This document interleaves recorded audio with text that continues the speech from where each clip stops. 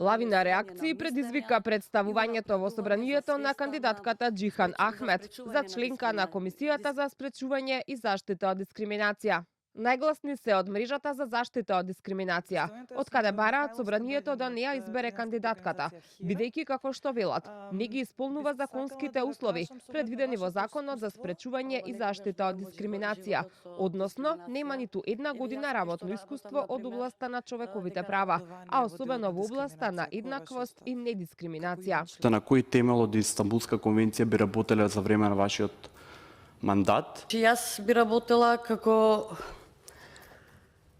со Истанбулската конвенција би работела, например, од кога е усвоен Истанбул. Значи, тие промени како што биле почетокот, сега многу работи, мислам, се сменија. Порано било за време на Ататурк, што имало и забрана, например, да се одат заболени или секој има право да оди на работа, училиште без разлика како што сака, не да се дискриминираат луѓето или нешто, тие жени или што носат, например, марама без разлика или се од друга етничка припадност, од друга раса.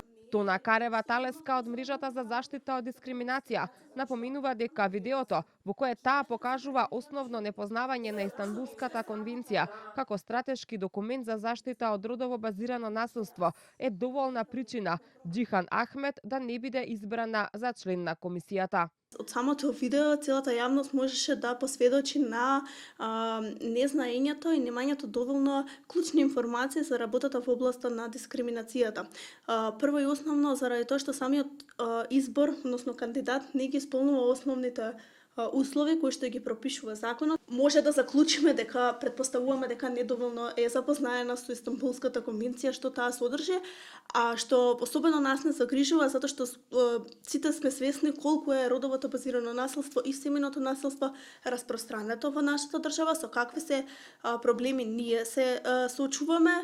Председателот на Комисијата за прашања на изборите и именувањата, Ѓорѓија Сајковски, рече тројцата кандидати, кои вчера се представија во собранието, биле најдобрите кандидати од оние кои ги исполнувале условите, а процедурата за избор за членови на комисијата е завршена.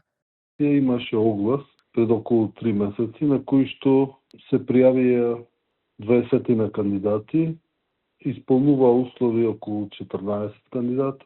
Се направи селекција и комисијата даде предлог за избор на тројца кандидати, кои што исполнуваат условите и кои што пленумот треба да ги избере. Комисијата изврши избор, кандидатката ги исполнува формалните услови што треба, за да може да биде член на комисијата за дискриминација, така да во однос на тоа ние не може да одлучуваме понатака.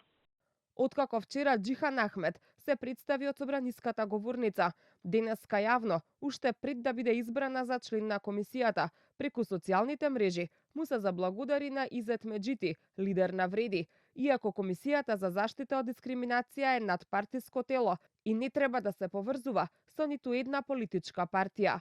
Покрај Џихан Ахмет номинирани се и Лимко Безаровски и Наташа Амдију. Со оглед на тоа што се исполнети деловнички